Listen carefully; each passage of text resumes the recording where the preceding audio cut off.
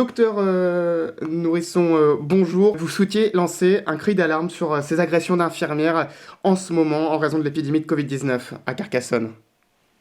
Oui, effectivement, et je vous remercie d'avoir pris le temps de me rappeler. Hein.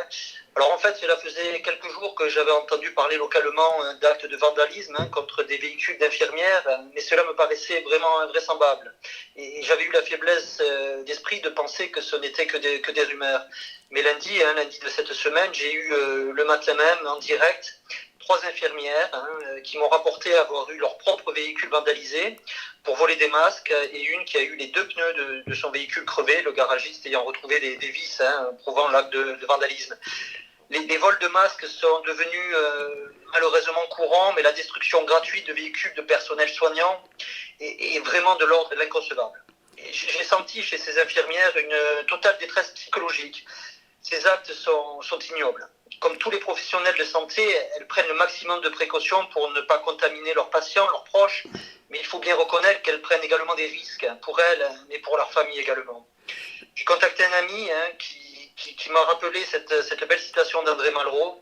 Dans un univers passablement absurde, il y a quelque chose qui n'est pas absurde, c'est ce que l'on fait pour les autres. C'est ce que font ces soignants dans ce monde qui est devenu brutalement, totalement absurde. De mon côté, j'ai donc décidé d'agir. C'est une forme de résistance contre la bêtise et la haine ordinaire.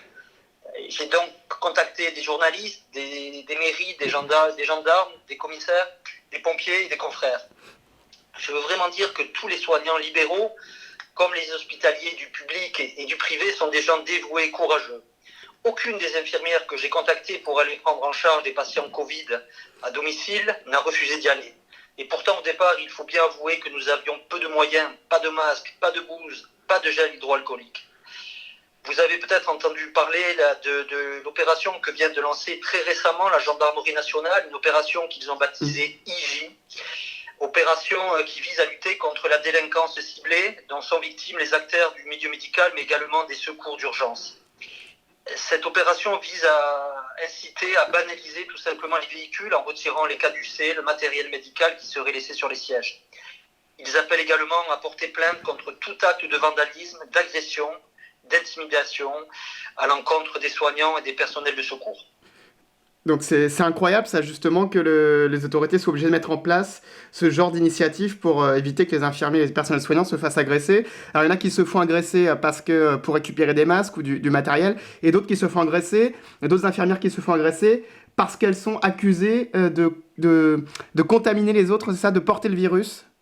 Exactement, et c'est là où, comme vous le faites remarquer, autant le premier acte est quelque chose d'épouvantable, mais quelque chose auquel on devait malheureusement s'attendre, autant le deuxième aspect, je vous l'avoue, quelque chose d'absolument terrible. Je crois qu'il n'y a rien de plus terrible pour un soignant ou pour un personnel de secours de donner l'impression d'être un pestiféré, de quelqu'un qui va transmettre le virus. Il n'y a rien de plus terrible. On est là pour soigner les gens, on les soigne bien en faisant attention, de les protéger et de sentir effectivement cet ostracisme à notre encontre est quelque chose qui est vraiment quelque chose de terrible, qui blesse personnellement, mais qui blesse aussi les professionnels que nous sommes.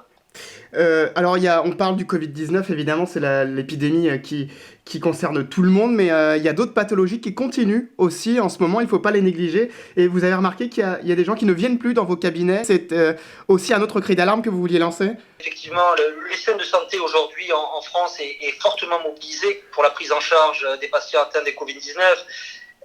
Et pas trop mal fait, on doit le reconnaître. Mais il ne faut pas oublier que certains soins et examens médicaux doivent impérativement être maintenus, tant en ville qu'à l'hôpital. Nos confrères, moi-même, voyons depuis quelques semaines dans nos cabinets des patients atteints de pathologies sévères, faute de prise en charge précoce. On voit des infarctus hors délai, des infections graves, des accidents vasculaires cérébraux. Ces patients consultent vraiment trop tard, par peur d'être contaminés dans nos cabinets, ou dans les services hospitaliers ou dans les cliniques, ou tout simplement par peur de nous surcharger.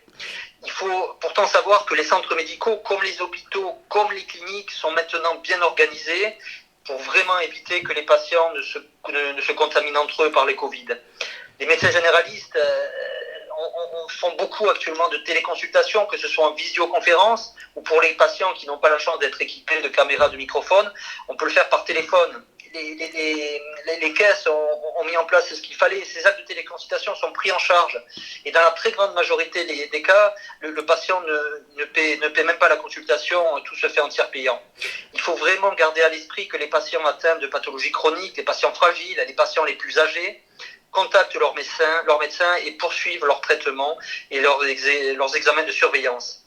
Le risque de décompensation de pathologies chroniques est bien réel et le prix à payer sera peut-être lourd en termes de vie qui seront perdus.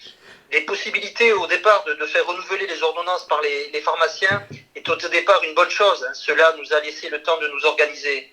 Mais les pharmaciens eux-mêmes, qui sont des gens sérieux, constatent que les patients chroniques se déséquilibrent. Ils voient également beaucoup d'automédication avec les risques que l'on connaît. Et les pharmaciens actuellement n'hésitent pas à adresser ces patients à leurs médecins ou à les encourager à nous contacter. C'est, je pense, une très bonne chose. Il y a une peur aussi, je pense, d'engager les urgences aussi, que les gens attendent trop. Exactement, et là je peux vraiment vous parler en connaissance de cause. Le centre 15, là, que j'ai encore contacté ce matin pour des patients lourds, répond très rapidement, ils sont bien organisés. Il y a 2 lignes dédiées, il y a une ligne dédiée au Covid et il y a une ligne aux urgences. Donc je crois ne pas me tromper en vous disant qu'aujourd'hui, la plateforme téléphonique du centre 15 à Carcassonne est basculée sur Toulouse, où vous avez 30 médecins régulateurs en permanence qui sont là pour gérer les urgences. Les choses sont bien faites, sont faites. Il faut contacter le centre 15 en cas d'urgence médicale. Il faut contacter les médecins. Les médecins sont là pour gérer. Les choses se font. Nous avons beaucoup de travail, mais nous arrivons à nous organiser et nous pouvons répondre rapidement, je vous l'assure, aux demandes, quelles qu'elles soient. Pour revenir sur les infirmières, nous avons mis en place des équipes d'infirmières à la fois dédiées au Covid, qui sont équipées actuellement en matériel. Elles sont formées, il y a des protocoles qui sont mis en place pour pouvoir suivre nos patients à domicile et nous en avons pas mal. J'en ai dans ma simple patientèle une trentaine qui vont bien, je veux le dire aux gens. Il y a beaucoup de gens qui vont bien, qui guérissent. Et ces gens sont surveillés par des infirmières régulièrement selon des protocoles sérieux. Et nous avons également des équipes d'infirmiers qui peuvent venir à domicile surveiller un patient âgé, surveiller un diabétique, surveiller un patient hypertendu qui serait déséquilibré. Donc les choses sont mises en place et fonctionnent bien. Alors vous voulez terminer aussi par une note d'espoir, vous me le disiez, il faut quand même rester positif dans cette période.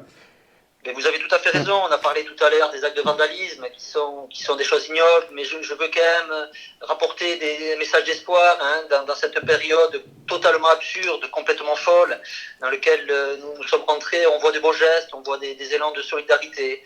J'ai vu arriver dans mon cabinet des entrepreneurs du BTP à Carcassonne qui m'ont fourni un masque FFP2. J'ai vu des professionnels des métiers de la bouche, équipés des infirmières en surblouse, en charlotte, en chaussures. J'ai vu des patients nous donner des masques.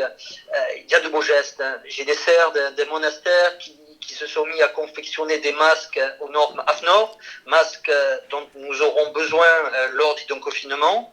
Ce sont des masques donc aux normes AFNOR, et j'insiste là-dessus, des masques barrières qu'il faudra faire en respectant certaines normes. Avec la mairie de Villeneuve-Tossou, par exemple, nous sommes en train de mettre en place une organisation pour que nous puissions fabriquer, pour que les anciens, les associations puissent localement fabriquer ces fameux masques barrières aux normes AFNOR pour les distribuer à la population. Donc on voit de belles choses, et il faut pas l'oublier.